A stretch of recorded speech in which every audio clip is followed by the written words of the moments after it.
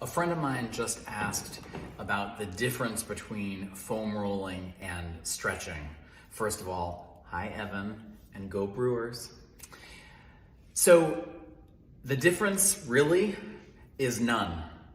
Both achieve the same purpose if we do them right. Both foam rolling and stretching allow us to inhabit our bodies more fully and more easily. So really, it's just a personal preference.